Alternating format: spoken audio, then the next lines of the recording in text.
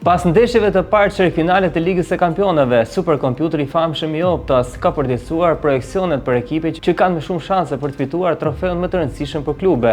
Llogaritjet të bazuara në mira simulime kanë sjellë një ndryshim të madh në renditje, me Arsenalin që ngjitet në krye të skuadrave favorite.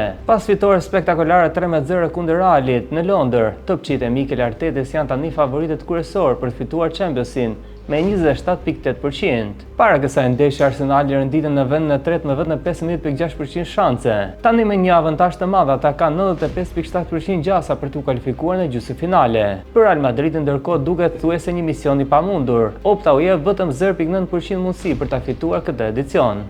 Pas fitores bindëse 4-0 ndaj Borussia Dortmundit, skuadra e Barcelonës ka 25.9% shanse për të ngritur trofeun.